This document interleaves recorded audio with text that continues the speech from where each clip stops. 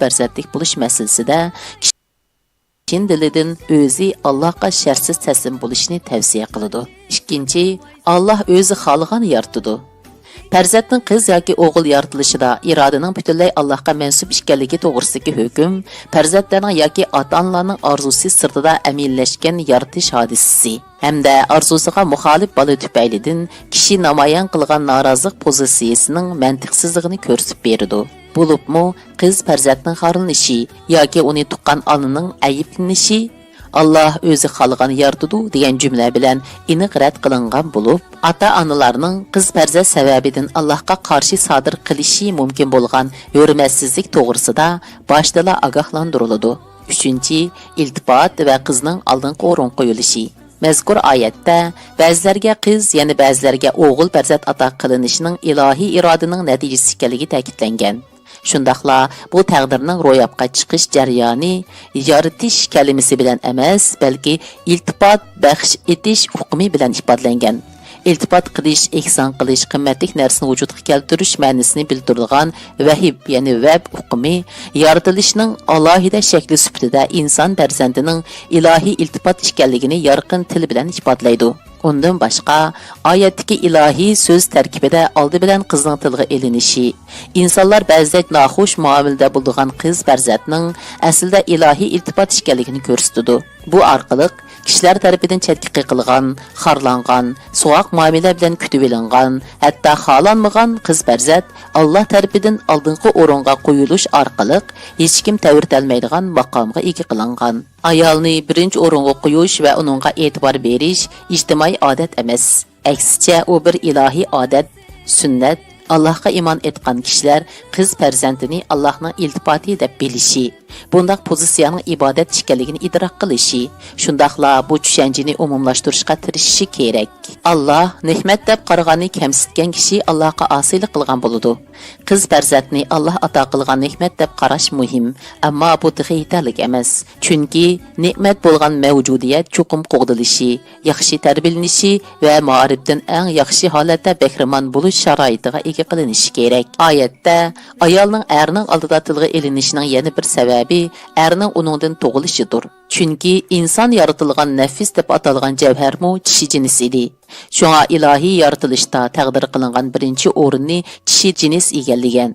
Ayolni kamsitish ilohiy taqdirni qabul qilmaslikdan derak beradi. Bu amaliyotda cho'ng gunoh hisoblanadi.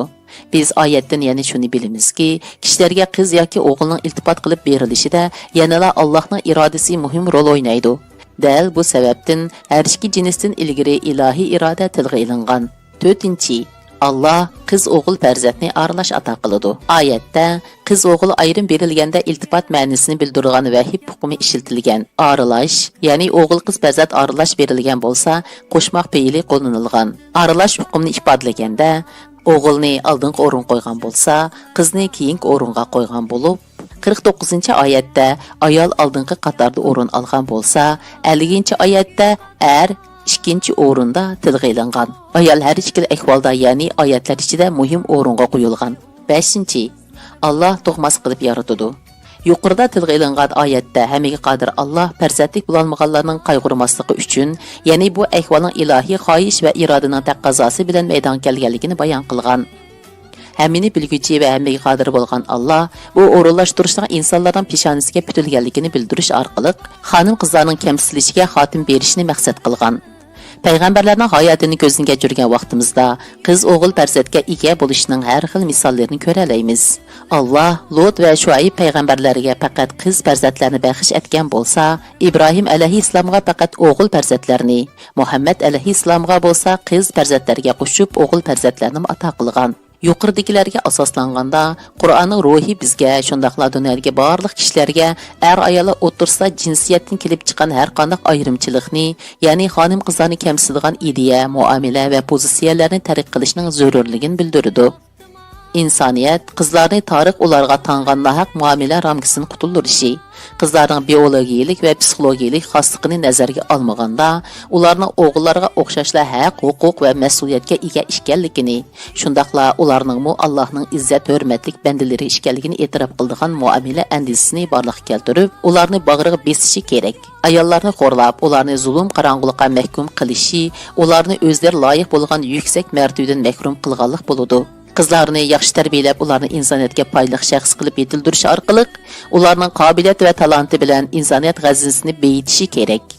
Hurmatga sazovar dunyo, baxt saodatlik insoniyat va porloq kelajakka ega bo'lish, xonim qizlarning yaratilish qonuniyatiga muvofiq yuksak axloq fazilat prinsipi bilan o'zlarining individualligini va kishilik dunyosini borliqqa keltirib, o'z jinsini erlarga o'xshash kuchli va sog'lom taraqqiy qildirish iqtidoriga bog'liq.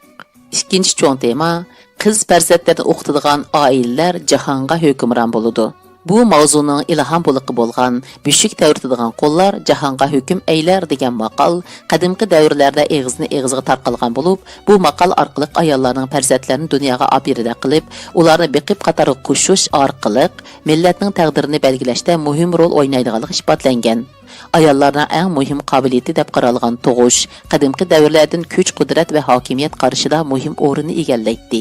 Agar bu kona maqol asriq o'zgartirilsa, ya'ni beshik tavratgan qo'llar degan iborani o'rniga qiz farzandinglarni o'qitinglar degan jumla qo'yilsa, u holda bugungi zamonaviy davr tushanchisida ma'na jihatdan hech qanday mubolag'a qilinmagan yuqoridagi mavzu o'ttirg'i chiqadi. İslam dunyosi qiz farzandlarga yaxshi ma'rif sharoitini yaratib berish orqali taraqqiyot yo'lida aqsab qilishga sabab bo'lgan omillardan birini supurib tashlashga muvaffaq bo'ladi. Nupusning yarmi ayollardan tarkib topgan dunyoda ayollarni hech bo'lmaganda erlarga o'xshash tarbiyalamay turib, insoniyat sog'lom, kuchli, ijodchan va yuqori madaniyat saviyasiga yetishga qodir bo'la olmaydi. Qiz farzandlarni o'qitish ayollarni tarbiyalash bosqichidagi tunji qadam bo'lib hisoblandi. Biz tuvandagi mavzulardan bu jarayonning zarurligini ko'rib yetalaymiz. Birinchi, ma'arif. Bilimning eshishi va bilimning texnika bilan iqtisodiy turmushga moslashishi xizmat sohasini intayin murakkablashtirdi. Bu atalar bolalarining holidan xabar ola olmaydigan, oila tarbiyasi butunlay onalarning zimmasiga tushgan vaziyatni borliqqa keltirdi. Bu sababdan analar maktab bilan oila o'rtasidagi munosabat va aloqani moslashtirishga majbur bo'lmoqda. Balaning to'liq o'rta maktabgacha bo'lgan o'qishga ko'ngil bo'lish va ularga yor yo'lak bo'lishga oila analarga muhtoj bo'lib, xizmat hayotidagi jiddiychilik dadalarning balalarga yetarli darajada ko'ngil bo'lishiga va ularga yordam berishiga fursat bermaydi. Balalarning aqliy qurilmasining sog'lom o'sib yetilishi ona bola va ona maktab o'rtasidagi munosabatning sifatiga bog'liq. Bir ayolning ma'rif tarbiyasi ko'rgan bo'lishi, uning vaqti kelganda bolalarning o'qishiga yordam berishi va maktab bilan normal munosabat o'rnatishida muhim rol o'ynaydi. Ikkinchi, dinning buyrug'i. O'qish er ayolga farz. Ibn Majah muqaddima 17-numur. Bu hadis xonim qizlarni o'qitishning vojib ekanligini isbotlaydi. Muqaddas kitobimizning ismi Qur'on bo'lib, Qur'on uqumumu o'qish degan ma'noni bildirdi. İsmi eng ko'p o'qiladigan va birinchi so'zi o'qish buyrug'i bo'lgan muqaddas kitobning xonim qizlarning ta'lim tarbiya sohasida chetga qiqishini tasavvur qilg'ili bo'lmaydi, albatta. Payg'ambarimiz Qur'onning bu buyrug'ini yuqoridagi hadis bilan izohlab, xonim qizlarni o'qitishning vojib ekanligini bildirgan. İnsaniyat va islom dunyosi asrlardan buyon xonim qizlarning ta'lim tarbiya masalasiga sal qarab, ularni bu ziyonkashliklarga duchor qildi. Tunji buyrug'i o'qish bo'lgan muqaddas kitobning va ilm tahsil qilishning er ayolga farz ekanligini aytgan bir payg'ambarning agashuvchilarining dinga yot bundoq odatni borliqqa keltirishini hech qanday shaklda tushuntirgil bo'lmaydi. Nupusning yarmi xonim qizlarni tarkib topgan turib, shu yarim nupus yetarli ma'rif tarbiyasiga ega bo'la olmagan bir jamiyatning madaniyatlik saviyaga yetilishi mumkin emas. 3. Haq huquqini talab qilish. Erlar hukmronlik qilgan jamiyatlarda ayollar azaldan zulmga uchrab, har xil shakldagi zo'ravonlikqa duchor bo'lib kelgan.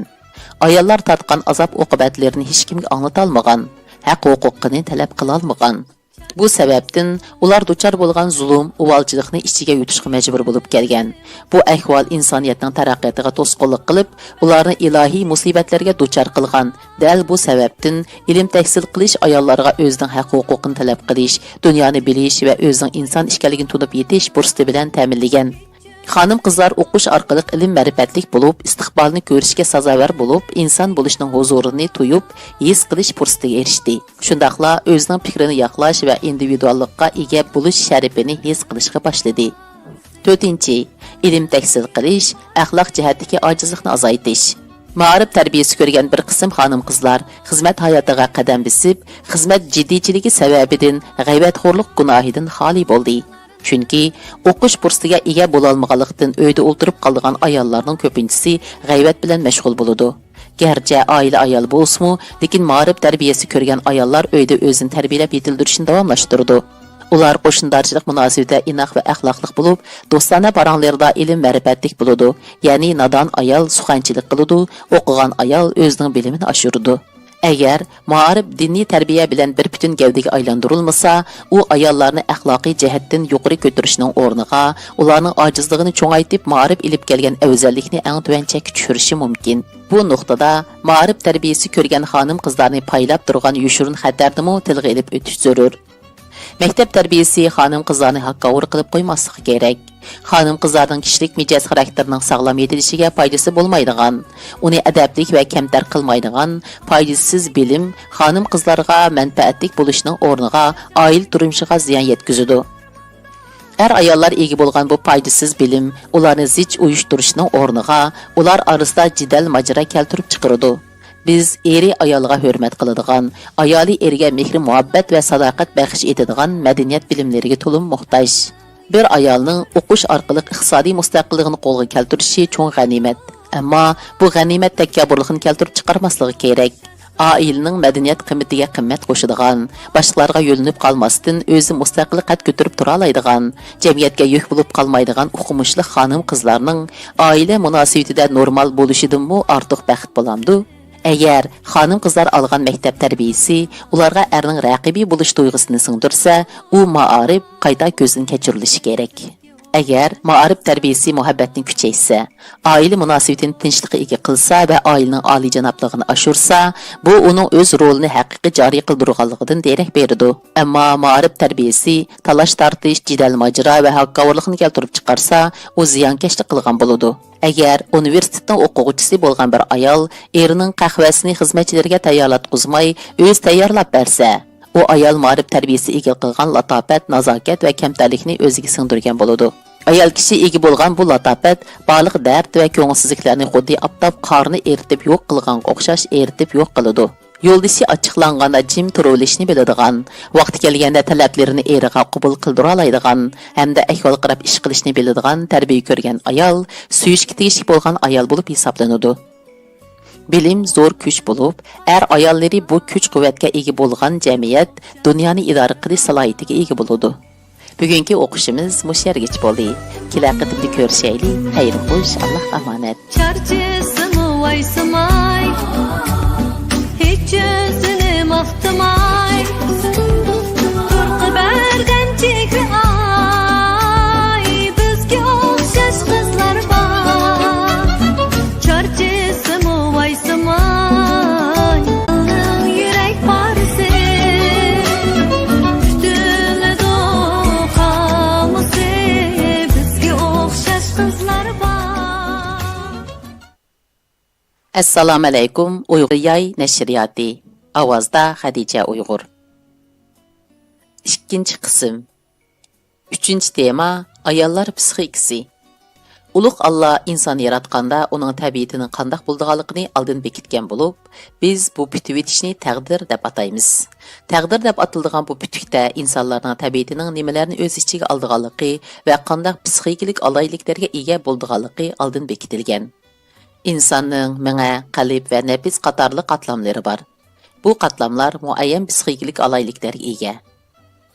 Ya'ni asli tutish, aql va farosat qatorliq psixikalik iqtidorlar ming'ida.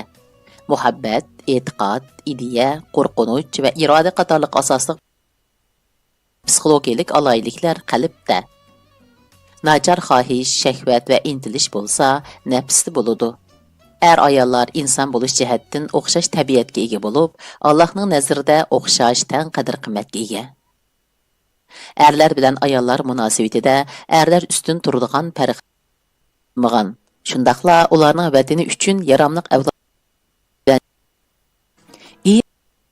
ayolning issiqqini, suti va qo'llari bilan shakllanadi, o'sib yetiladi va oziqlanadi. Bu sababdan bu tirishchilikni ko'rib yetish, uningdan foydalanish, uning ko'ngil bilish va zarur bo'lgan yaxshilikni qilish ibodat hisoblanadi.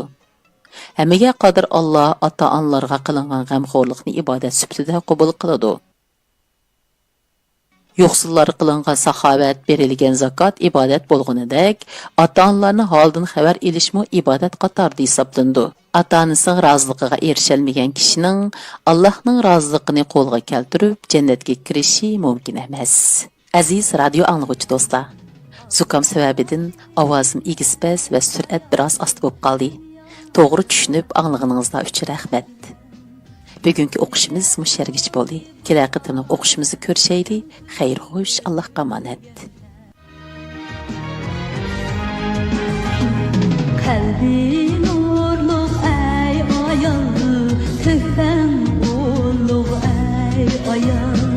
Ana yurtqa çitiver, altın uruq ay ayol. Qalbi nurluq ay ayol, tüfen ulluq ay ayol. Ana yurtqa çitiver, altın uruq